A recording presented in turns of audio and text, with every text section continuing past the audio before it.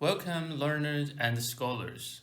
Today I want to explain this paper to you. The paper's title is PaLM-E, an Embodied Multimodal Language Model. So let me explain PaLM-E first. PaLM is another large language model, which is kind of equivalent to GPT, if you know GPT, right? So this is Google's version of GPT. It is a decode-only large language model. So based on that large language model, if we put embodied information into this large language model, we can call that PaLM-E. The E stands for embodied. Then let me explain what is embodied. Embodied means that if you have a large language model, it learns from all kinds of text, right? And every concept in those texts, you don't have the connection to the objects in the real world. So that is called not embodied. And if you want it to be embodied, you must connect those concepts to the real world objects. For example, if you see a person, you probably can understand this is a person, and this can connect to the concept in your large language model. So multimodal is also a related concept. If we only have text as its modality, which means the capability of processing text, so PaLM is a pure large language model, so it can only take in text and output text, and it only learn from text. So we call this single modality, right? And now we want to consider the input from the real world, for example, images or other sensory input data. There are multi-modalities, right? Text and images and other sensory data. So these are called multimodal models. So this is how we comprehend the title here. And if we look at the author list, the first author, Danny Drees, he's from TU, Technical University, Berlin, and he's joining Google, Robotics at Google. And all other co-authors are mainly from Google, except his advisor from TU Berlin. So this is how we understand the authors. And now we take a look at the figure 1. Figure 1 is usually a very good summarization of the whole paper. So let's just look at figure 1.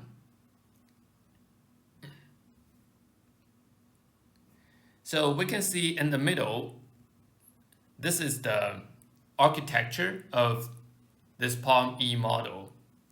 We can see there is the largest part of this architecture is this large language model PaLM, which we mentioned before is the Google's equivalent to GPT, right? The decode-only large language model.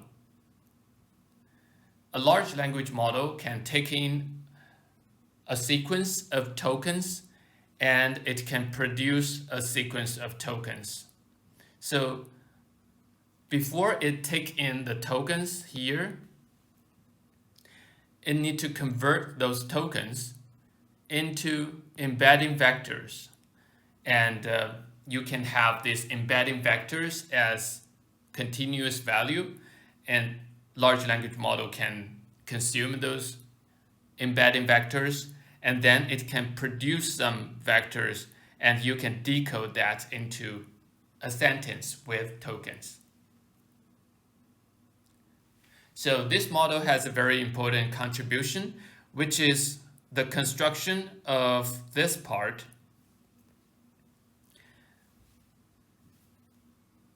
we can see the colors correspond to multimodal, right? So you have embodied input here, or you have some images. I think the main application in this paper is taking images, so we ignore this embodied input first. So let's just look at image. If a sentence is that, given this image, and we have a question for you, so how to grasp blue blocks. And you are supposed to, this model is supposed to give response to this question, right? It gives the answer that A is for answer. First, grasp yellow blocks and blah, blah, blah. So this is the answer for this question. But how can we pass this image into this large language model? So if we have a token, for example, is this how here, how, and we do a process called embedding, we can get a embedding vector here.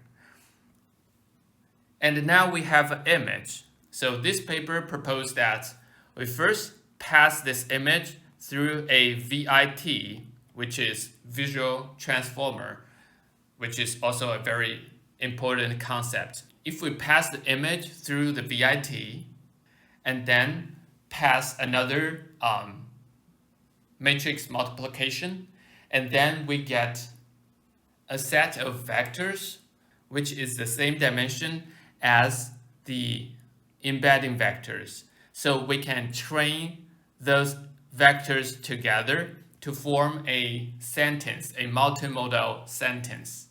So this sentence contains the embedding for text and also embedding for images. And then the large language model can take in this embedding and produce its output. And please notice that the final outcome of this model, this PaLM-E model, is simply this sentence, an instruction for another controller. So this controller is not contained in this PaLM-E model. They assume that there is another model can take in a command, like if I have a command for that model, for example, first grabs yellow block and place it on the table and then grasp the blue block. So that controller can take this detailed description and perform some task. This is not included in the PaLM-E model. The PaLM-E model only produces sentences like this. Now we look at the 3 embodied tasks that is used in this paper. The first one is here, task and motion planning, which they call the TAMP in this paper. And the second one is tabletop manipulation. And third one is mobile manipulation. So let's take a close look at the TAMP, task and mobile planning. Here, the example is that given this embodied input, so they have a simulation for this environment. If you are using simulation, you can have the ground truth of like the state of the robot arm or the state of the objects, right? You can have the coordinate of those objects. You simply give the embodied inputs to PaLM-E and you ask PaLM-E how to grasp the blue blocks, and it gives you the answer how to grab it. And the second environment, the second and third environment is in the real world, like using real robots. So you don't have these state estimations. So you give images instead of direct coordinates and other information. So you have this image, for example, this image. Given this image, and you ask PaLM-E to sort colors into corners, step 1, and the PaLM-E start to produce the following sentence. Push the green star to the bottom left, and the step 2, push the green circles to green stars. This is how PaLM-E responds to this task here. And the third task is mobile manipulation. So we have a robot here. This robot is movable, so it's called mobile manipulation. It can go back and forth in the room.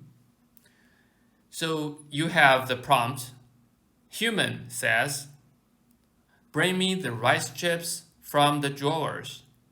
And robot says, 1, go to the drawers. 2, open the top drawers, and I see an image. So this is a prompt. It indicates that the robot has finished the first step and the second step, and now he saw a picture and he wanted to plan the next move. So the response of PaLM-E is that 3, pick the green rice chip bag from the drawer and place it on the counter. So this is the response of PaLM-E. So these are 3 robotic environments tested in this paper. And also this paper claimed that in addition to solve those robotic problems, it can also solve other problems, for example, visual Q&A or captioning. So for example, here we have an image of fruits, and given this image, there's a question, what's in the image? Answer in emojis and A. So these emojis are produced by PaLM-E. So this is a VQA, visual questions and answers. And lastly, very obvious, if we don't have those multimodal injections, we have the original PaLM model, right? So we have text as input and text as output. So it can also solve language-only tests just as PaLM, just as the model PaLM. So these are examples of simple language tasks. Okay, this is figure 1. And there are 2 details I want to emphasize additional to this figure 1. One is that the inspiration of this paper, the author says the Frozen paper from 2021 inspired this work. So if you want to think about the lineage of this paper, you probably should check Frozen as well. And also,